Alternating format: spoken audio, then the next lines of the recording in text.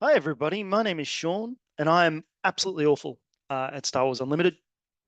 So, what I wanted to do today was something that I've not done before, which is really break down a game that I played over the Christmas period, over the New Year period, where I'm trying to wrap my head around Han, old Han Yellow, as a deck to pivot to for the upcoming PQ season.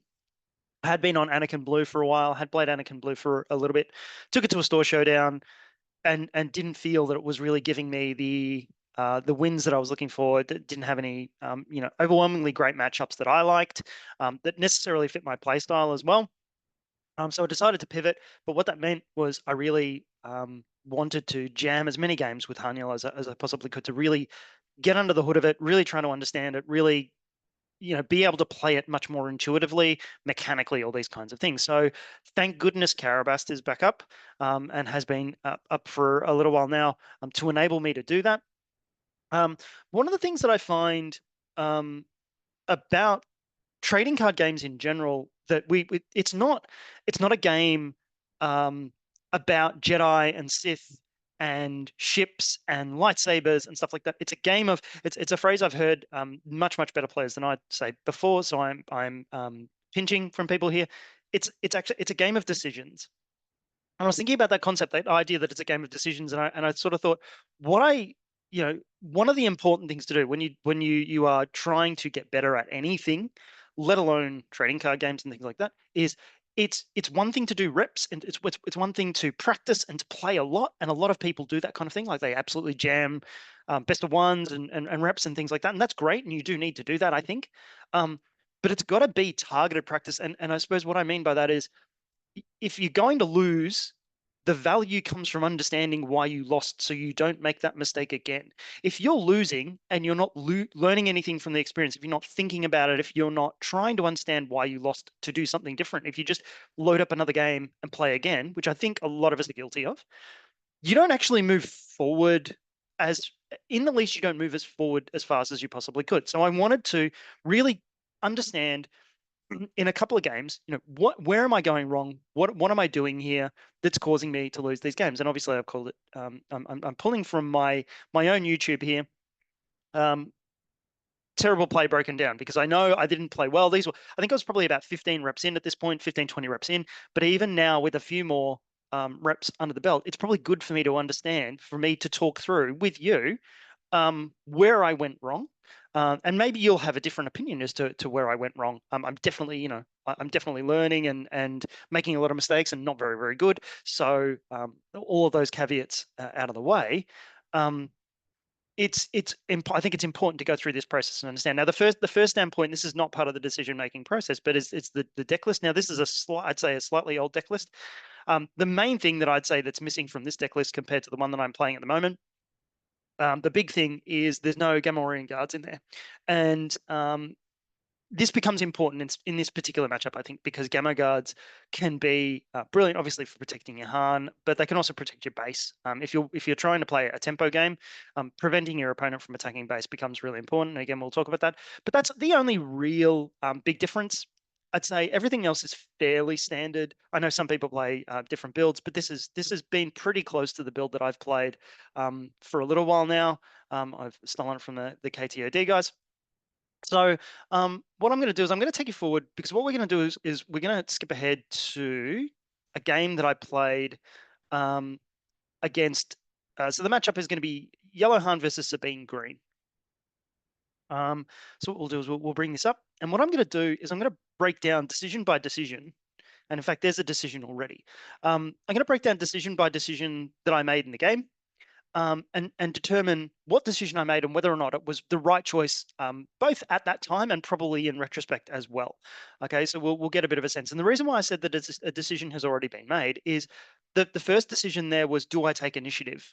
And I took initiative. I won the dice roll. So before your game has even started, you're making a decision, or at the start of the game, you're making a decision. And did I get this decision right? I don't actually really know. I'm not sure whether or not having the initiative matters or not in this particular matchup. When I think about the back and forth, I by default tend to take the initiative, to take the first action With the exception being there's some decks where I've played where I wanted to play controlling style and I want to see where they go first on turn one. Because in this matchup in particular, my strategy is I want to go attack their base as fast as possible. I want to be really aggro. I want to try and race them. I'm not sure actually that it matters quite so much, but I'm happy to be wrong on that. But in this particular instance, there you go. One decision made. I took it. I took the initiative and off we go. Second decision. Do you want a mulligan? So I do mulligan here. And I think it's the right play because the alternative to, keeping this hand, I would probably resource the 2 Hotshot Blasters because they could be played by Smuggle. And then the first thing I would have to do is claim initiative because there's nothing to play. So I think that's a pretty, again, we're talking through these decisions. That's not to say all of these decisions are hard. There are probably a smaller amount in this particular matchup, a smaller amount of decisions you really need to think about because they will heavily impact the game. A lot of these decisions that we're talking about, they are quite easy decisions, but they are decisions which means that they, and there's an overall point that I'm going to be driving to here, but they all of these decisions, decision fatigue adds up, right? Over the course of a day, over the course of games, over the course of rounds, all of these things are going to add up. So, thinking about the amount of decisions that you make. So, would you like to mulligan? Yes, I would. We go. Okay, second hand. Okay, so we've made 2 decisions so far. Third decision, which 2 cards are you going to resource? Which is arguably 2 decisions, but let's not get too far into the weeds on that. I've got a Bodhi, a Waylay, Lando's Falcon, 7-cost unit, Han, Cantina Bouncer, Liberated Slaves. Now, this is where I think one of the mistakes that I make, and one of the things to think about, I suppose, is the first thing you need to be thinking of, and this is not a decision, but the first thing you need to be thinking of is what's your strategy? How are you going to win the game? What's your win condition? What are you going to do? All these kinds of things that I think a lot of experienced and good and experienced and bad TCG players take for granted. They think about, they know, they're just like, oh yeah, I need to do that. I need to know what I'm doing. It's definitely something that it's taken me a long time to really grapple with the concept of, so what are you doing? What's your strategy? How are you going to win this game? Right now, I've already said that in this particular game, the way that I want to try and win it, the way that I think I can win this game is by being more aggressive than Sabine, leveraging the fact that their base has 5 less health than mine does, and go as fast as I can. Now, what that means is the high cost units they're probably not going to see play. Han is probably not going to see play. The Falcon is probably not going to see play, although it's a little bit more likely being a 6 cost. There's a very good chance that this game goes to 6 resources. But Han is probably not going to hit the tables. So, but I don't resource Han. And there's a little bit of a reason for that. So part of the reason when you're playing Han as well, I suppose, and this is a slight caveat for this particular deck as opposed to generic card playing or Star Wars Unlimited Thought, is there's a chance that I'm going to, so I don't have any 2-drops there. I don't have anything that I can play on the 2-unit turn. Now, in any other deck, that would be an absolute problem, or it might be a problem because you can't play anything on the first turn, so you need to claim initiative and you're set back tempo-wise. Because of Han's ability to put a card down as a resource on turn 1, it's less of a problem for me. Now, the big decision here, I think, is do I want to play Bodhi turn 1 or do I want to play the Liberated Slaves turn 1? Now, Bodhi is 3/3 in terms of health and defense value. Liberated Slaves is a 3/5. Now, the difference for Bodhi, the Bodhi value is that he gets rid of a card that is not a unit card from your opponent's hand, but he won't live around quite as long. I think this is my first mistake of the game because what I'm going to do here, let me make the decision, then we'll talk about it briefly. So think. How fast do I do this? Okay, I think about the Liberated Slaves. I think about Bodhi. I think about the Cantina Bouncer. Thinking about the Falcon. A lot of decision making going on. Off goes the Falcon, okay, which kind of makes sense. And off goes Bodhi. Now, I think in retrospect, keeping Bodhi, it's an interesting one against Sabine. So the Falcon, yes, the Falcon makes sense to me. Either the Falcon, Han, whatever, right? Bodhi is an easier body to remove, but I think in retrospect, I wish I had have kept the Bodhi and played the Bodhi instead of what I'm going to do, which is play the Liberated Slaves, because of getting rid of cards like For a Cause I Believe In, Rebel Assault. There are cards in the Sabine deck, and this you've got to know the deck. There are cards in the Sabine hand that might not be units. It's less likely than in other decks. Like if you're playing a control deck, it's a lot of events that removal and things like that. And if I was playing, say, like a Palp green, I probably would have played the Bodhi to try and remove something like a Power of the Dark Side or things like that. But you can go too far the other way, and I think that's what I've done here. I think I wish, in retrospect, I should have gone with the Bodhi because it's doing as much damage. He's not likely to try and take it off the board because it's doing as much damage. It's not going to stick around in the way that I'm going to play the 3/5 because the 3/5 will stick around as long. So what? They're not. The Sabine wants to just attack into base as well. So a lot of this, I think, is about what your plan is and knowing what their plan is, knowing that they're just going to go into face as well. So the 3/5 over the 3/3 doesn't really matter. What mattered was there was a missed opportunity to do an extra action there. So that was a decision. I think one was okay. The Lando's Pride, keeping the Han was a bit weird, but that's fine because I know what I'm going to do with it anyway. But getting rid of the Bodhi, I'm not sure was right. So first turn, so the decision you've got to make, I think the decision I've got to make here is, do you deploy something, which I can't? Do you use your leader ability? Do you pass? Do you claim? All right, so there's a number of choices there, right? The choice I've gone with is I'm gonna play my resource. It's fine.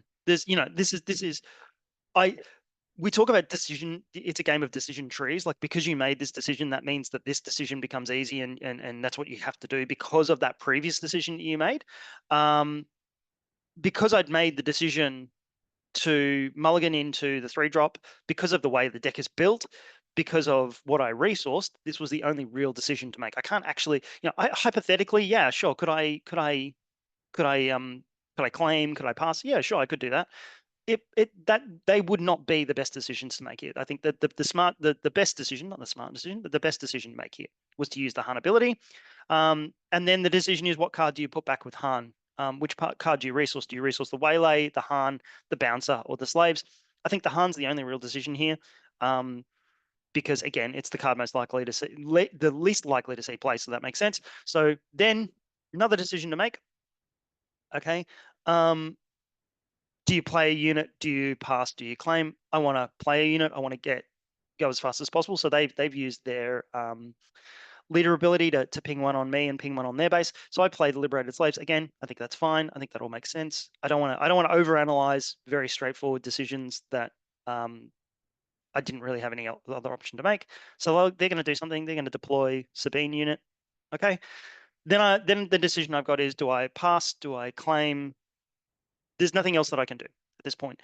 And again, this is one of those, don't overthink it.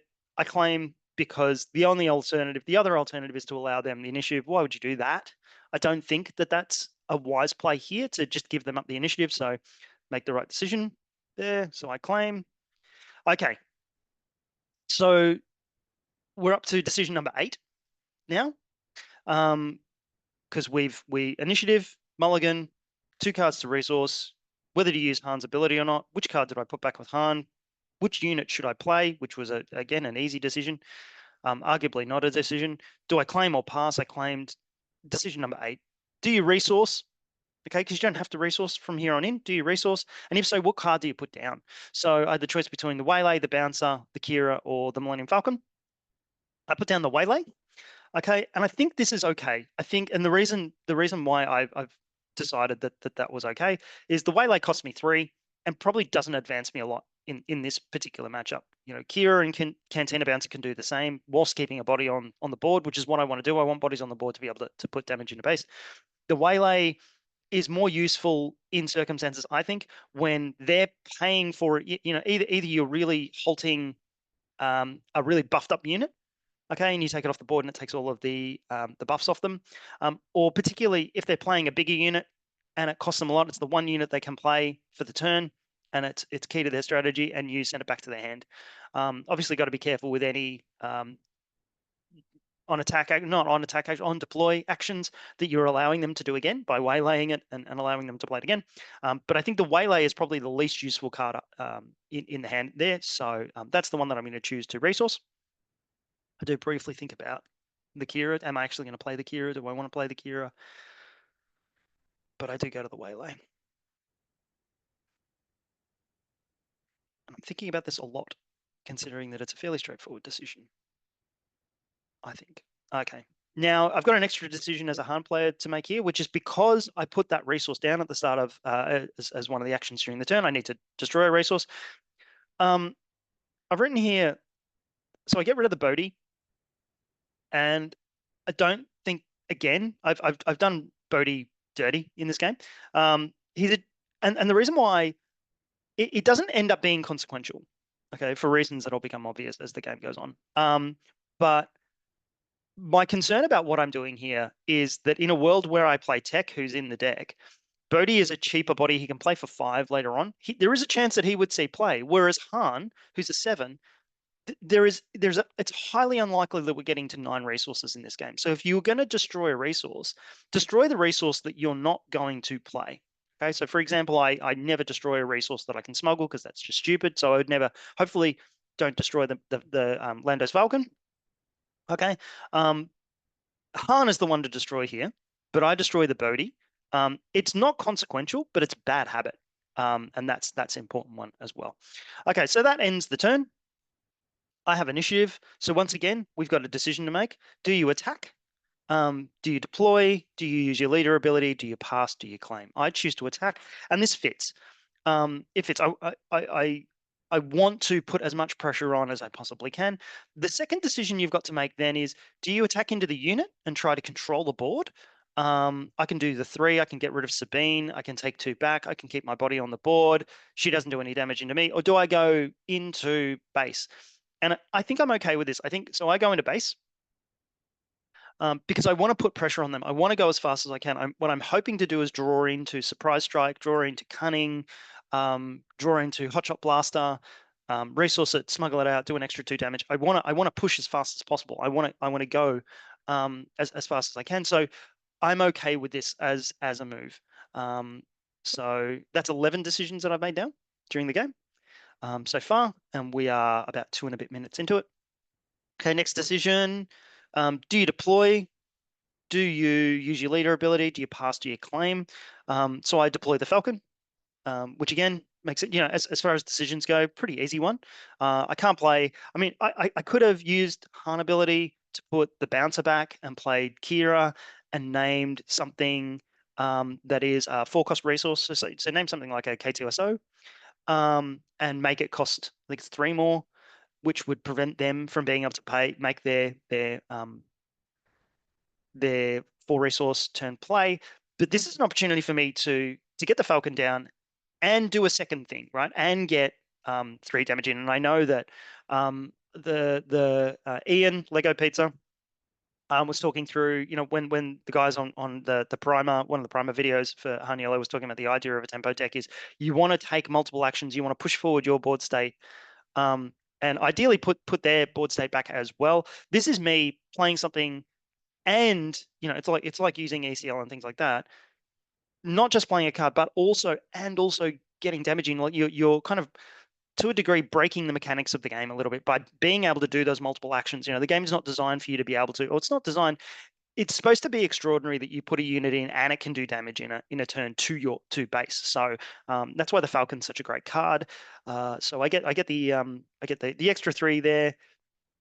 Time for a decision.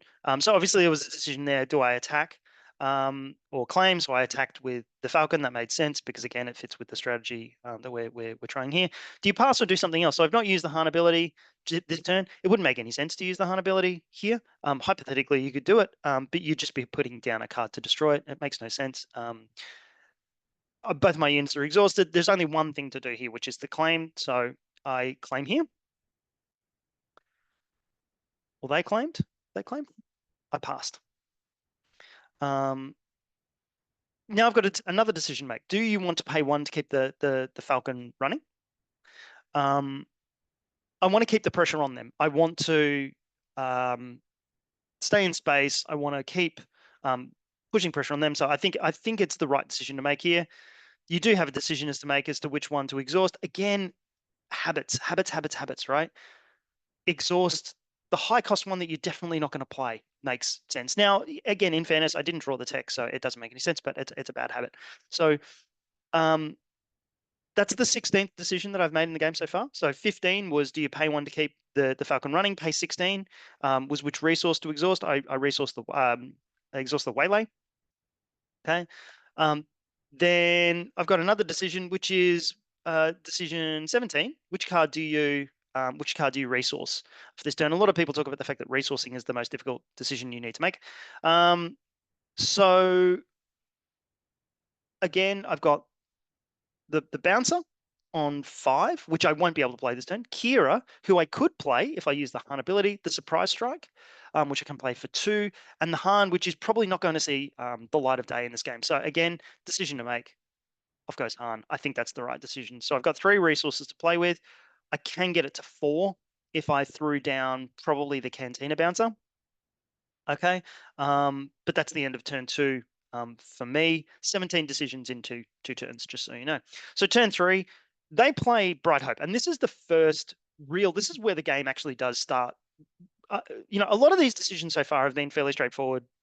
I think because of the hand that I had, the nature of my deck, what I'm trying to do, the strategy that I'm trying to do. You can decide whether or not the strategy is right. That's a different conversation, but because I'm talking about the decisions within this game. But within the realms of the strategy that I've set out to try and win this game, the decisions so far have been quite linear. They've been quite easy. You have not had to think about them a great deal, with the exception of resourcing the right cards. And arguably, the Bodhi was the one that, in retrospect, I might have, playing with the Bodhi instead of Liberated Slaves.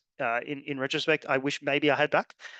If for no other reason as well, just on top of going back to that Bodhi, you get to see your opponent's hand. For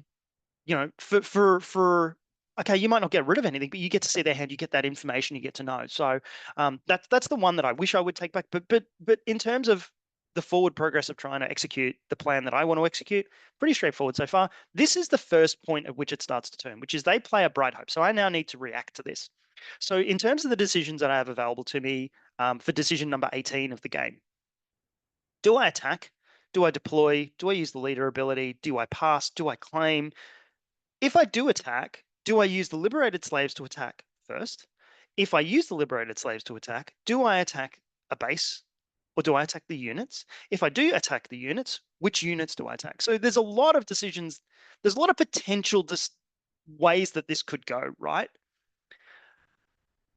That said, the way that I looked at this, and on top of all of that, you can also play a card. So I can use Han's ability to get Kira out and name a card from their hand.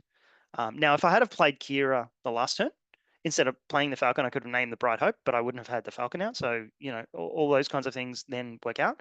If I had have played the Bodhi to begin with, I might have seen that they had the Bright Hope. So this is the flow on of those decisions, right? You may have lost the game 3 turns ago, but you don't even realize that you've done so. I don't think I lost the game because of Bodhi. Now I've got a decision in the immediate moment, which is, what do I do about this Bright Hope? Now, I don't think I win the game if the Bright Hope is on the table, because I'm not going to be pushing damage through in space. I think in order to win, my thought is, in order to win this game, I need a clear lane to be able to put consistent damage through. That's the way that I've won games against Sabine previously. So the decision that I take here is to use the surprise strike to get rid of the Bright Hope to reopen that lane. Now that has a tempo impact on me, which is I go behind now because of that. But I'm okay with that decision in retrospect, because I think it was the right decision to take. So, and I think I make a mistake here. I have to take an undo, because I accidentally throw the Falcon into the Bright Hope and don't actually kill the Bright Hope. Whether or not you do, there's an interesting question. Better players than I would be able to tell me what the right sequencing is here, whether or not, and there you go, whether or not the right sequencing would be to go to ground first and then go to space. I'm not sure that I mean, you could hypothetically say, if you go to ground first, you've still got, but actually, I don't think it makes a difference at all. But anyway, so I've cleared the space lane, but the impact of that is that I'm now down. The reason why I'm pausing that is because I've got another decision to make here. okay, which is, do you attack? Do you use the leader ability? Do you pass? Do you claim? So again, I've got that decision. It doesn't make any sense to put a resource down for Han. It doesn't make any sense to claim. It doesn't make any sense to pass. The only thing I can really do here is attack. The decision then becomes, do I attack into to get rid of the Sabine and value trade, and try and play control, or do I continue to go at face? And this one I'm not sure on. I think I set my store by my strategy of, I'm going to go into face, I'm going to race you. So I stuck to the strategy, whether it's the right one or not. I think it was. I think it's the right way to play this game. This particular matchup was to do it that way. Again, reasonable people can disagree. 20th decision of the game, third action of this third turn. Do I pass? Do I claim? I think claiming's the only decision. Really easy one, relatively speaking. So just pausing there. At this point in the game, I've probably had one, maybe two impactful decisions to make, really. Other than which, do I resource the Bodhi? And is the right thing to do to throw the Falcon into the Bright Hope? And I think I got 1 out of 2 of those right. They take the last action anyway. Out comes Sabine. So now I'm behind. Come on, hurry up. Now I'm behind. And now I've got a couple of decisions to make before the end of the turn, which is, do I pay the 1 to keep the Falcon running? So the text on the Falcon says, at the end of the turn, you can either return it to your hand or you can pay 1 resource to keep it running. I keep it running. I'm slightly behind now because of the Sabine flip. I don't think I win this game without the Falcon putting a shift in. So given they have no space at the moment, they have no way to stop me there. It's not likely, I don't think, that they're playing many more Sentinels. They might be playing multiple Bright Hopes. I've just got to bank that they don't. Even if they don't, pulling the Falcon back for the sake of a resource, I don't think is the smart move here anyway. So I don't want to have to pay 3 resources again to play it. So I think it's the right decision to take here to use a resource. Obviously, there's then a question. There's another decision to make. So that's a decision. That's a decision. I'm really thinking about it. I don't know why I'm thinking about it. It's not a difficult decision. There we go. Come on. There we go. Decision, which resource do you exhaust? I actually get it right this time and exhaust the Han. So got that decision right. So last decision for this turn, and this is the 23rd decision of the game that I make, is which card's a resource. And this, I think, for me, having watched the game a couple of times, this is a big mistake that I make. Okay. So my choices here are the Bouncer, the Kira, the Ezra, and the Spark. They have a 5 card. So I think what happens here is, I'm probably getting overly defensive here because I know I'm making a mistake. They have a 5 card hand. So in my head, I think what I was thinking is, I'm not going to be able to get rid of the card you're going to play on your next turn, because the way that Sabine is built, you're probably going to have multiple options to be able to play cards, particularly at this turn in the game and this amount of resources in, which is not wrong, but misses the key point that I could take away a key card. But most importantly, I'm not thinking a turn ahead, right? So I'm about to go to 5 resources, which means that on the next turn, if I use the Han ability, I can get Han out. If I get Han out, I can get to 7 resources. What I want to be doing, or what I should be trying to do and think about here, is getting multiple cards out on that turn. And I'm about to resource Spark, which is a cheap card, 2 resources that I could have played to take away a key card from their hand right at an important moment in the game. So this is a big mistake. And I actually think this is the mistake right here that costs me the game, because I then lose the option. Now, without knowing what's in their hand, you never really know. But I think from what comes out after this, this is where I lose the game. So it's a decision that I make. Arguably, okay, so then the question becomes, if you didn't resource the Spark, what would you resource? I think the Cantina Bouncer is the card that I would have resourced. The more that I think about it, its ability to bounce a card is great. And it could be a tempo swing, like, let's say on this turn, I don't know, hypothetically, they attack with Sabine. I Han to get to 5. They attack with, but they make a mistake and attack with Sabine leader, and they leave a unit available. I can play the Cantina Bouncer and save myself 3 by bouncing the Fighters for Freedom or whoever they don't. Hypothetically, it could be a tempo swing. But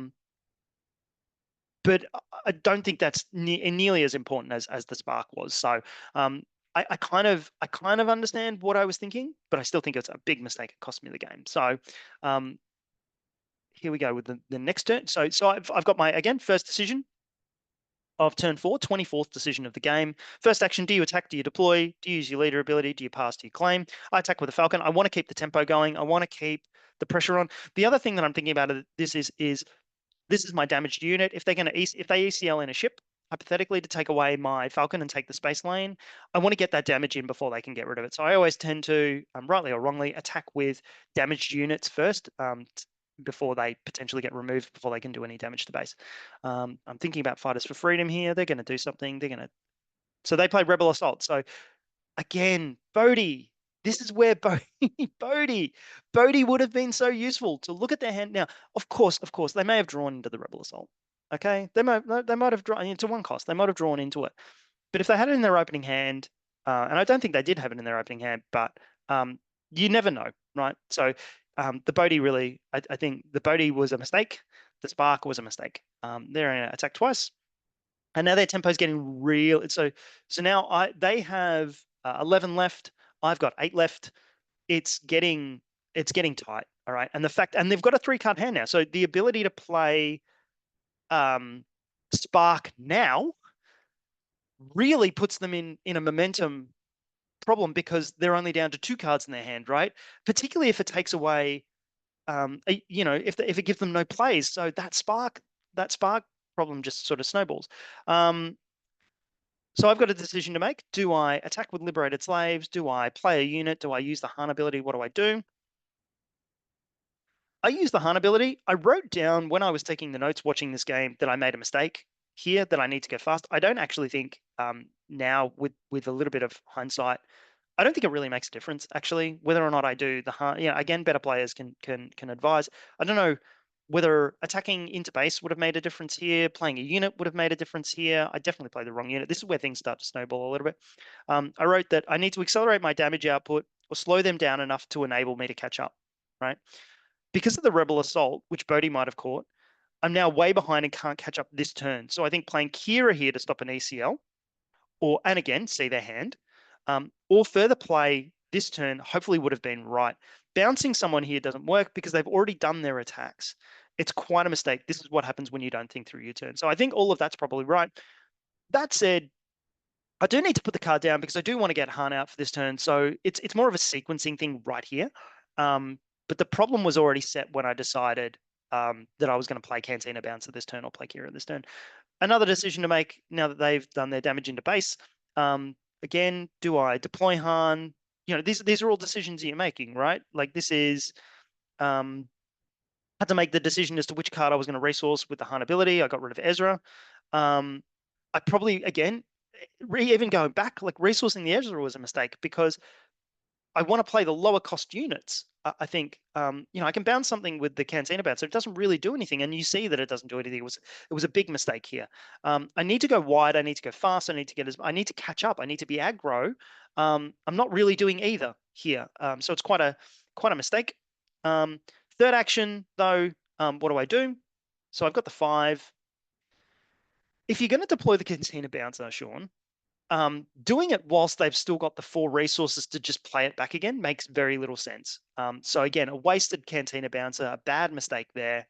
And again, I think all of this is indicative of just not thinking through what you want to do, or playing the wrong thing. So they just play it straight back again. Decision to make: do you attack the base? Do you deploy Han?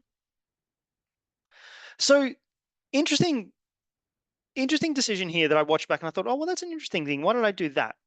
And even going back to that Cantina Bouncer, I think playing Kira there would have been wiser, to stop their further play.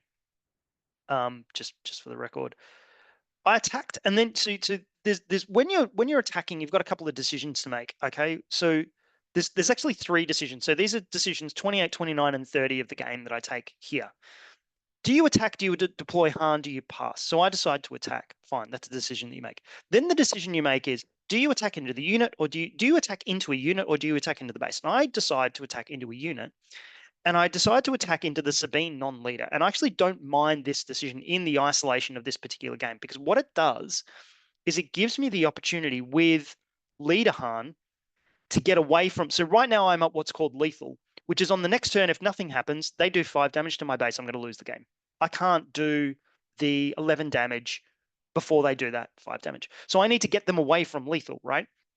So I take out the Sabine ground unit to start on that pathway. So I don't mind this actually in the isolation of this particular moment here. I'm fine with this. I actually think this is not a problem. It enables me to potentially get back into a position where I can win the game.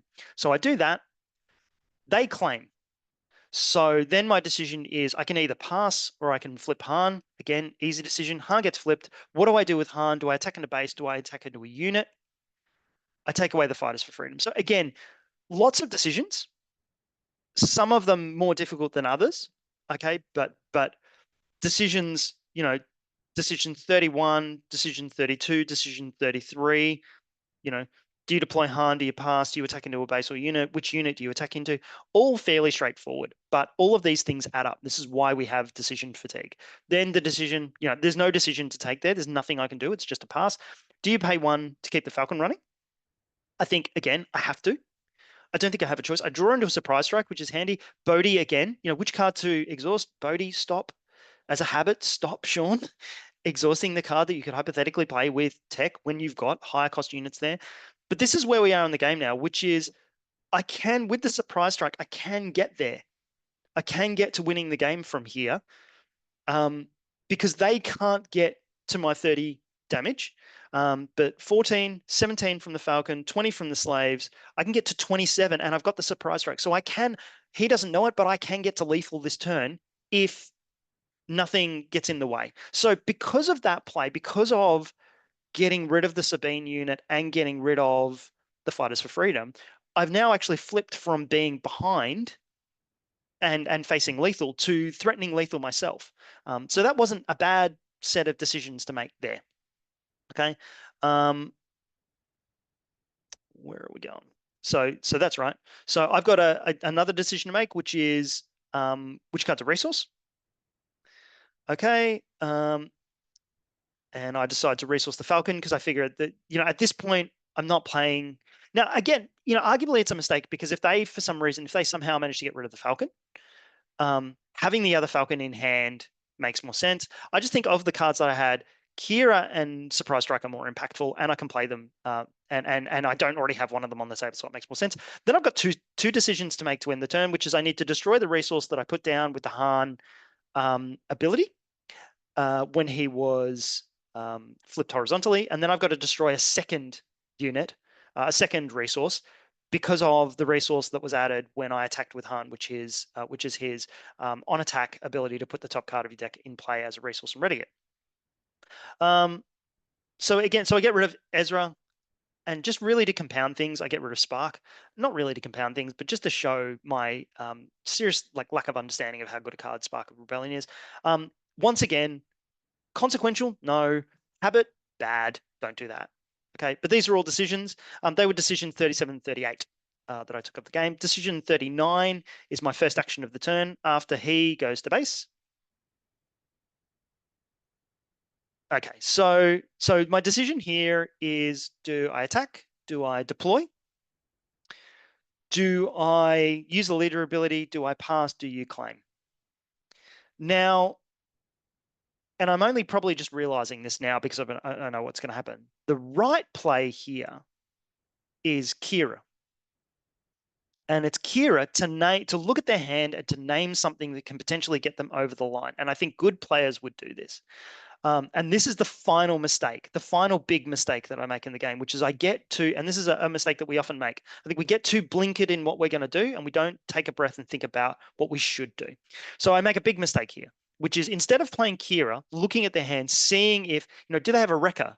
Do they have, if they have a wrecker, I think wrecker comes out at 7 anyway. No, I think wrecker comes out at 6, Poe comes out at 5.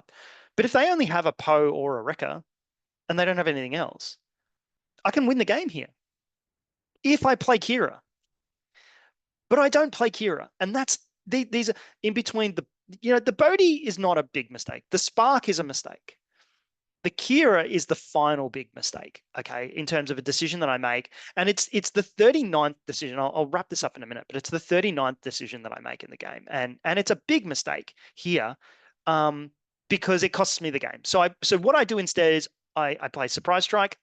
Then the decision that I have to make, decision number 40, who are you going to use to Surprise Strike? Now, I use Han. It makes sense. I want to get as much damage in as I possibly can and get as close to lethal as I can. I did have a thought, which is sometimes I won't use the leader to surprise strike with, because there's a lot of cards in the game that remove units, but they specify that it's non-leader units. So sometimes I want to surprise strike with a non-leader unit because I know that I'm probably more likely to be able to get my damage in with my leader. But in this particular instance, it's not really all that relevant, but I use the Han to get to 21. And then because I didn't play the Kira, they ECL and a Poe. And because they ECL and a Poe, they're able to discard a card from hand and win the game. So that final decision, that 41st decision, it was actually not the 41st decision, it was the 39th decision to attack or to deploy or to use the choice to use the surprise strike over the Kira was the final mistake that cost me the game. And and it's probably worth mentioning, like I made bad decisions in that game, and I was still in that last turn, in that second last decision or third last decision that I made, in a position to be able to win the game, and should have won the game. But that's how these games work. Okay, that's how you lose these games, when you make mistakes like that. So he uses the Poe to get the 2 damage into the base. It's always worth, when you're reflecting on a game, thinking about what you did, what you could have done. Did you win the game? Did you lose the game? Did they win the game? Did they lose the game? If that makes sense, right? Did I win the game? Did I lose the game, or did they win it? I think I lost it, but I think they also won it by getting some good cards in hand at the right time and playing them in a good order. So playing the Rebel Assault was great. Playing the Bright Hope was a real momentum shift. So that 3 extra damage there, it doesn't quite get me the game. But it probably makes them think a little. It's difficult when you're reflecting back on these things. It's difficult to say, well, if I had have done this on turn 3, I would have won. Yeah, but sure. But then your opponent would have done different things in reaction to that. So you can't unpack it that kind of way. But they got the Poe that they needed in hand. I think the 2 big ones, the 2 big decisions that I made, and I made 40. And I'll unpack this in a second. I made 41 decisions during that game.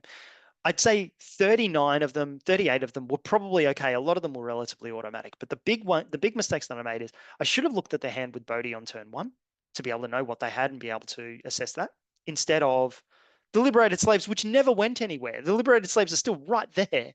So that was the first mistake. The second mistake was resourcing the Spark instead of, again, looking at their hand and discarding a key resource that they could have used.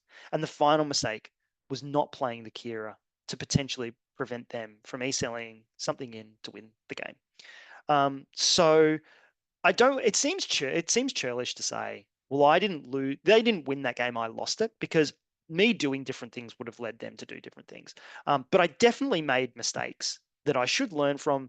And the task for me now is to think about the uses of these cards. When I think about Spark, not thinking of it purely as well, this is for control matchups, because I think that's what we tend to do sometimes. We go, well, what's this card for? Well, this is for control matchups. Okay, well, I'll only use it in control matchups. That's not the case. Okay.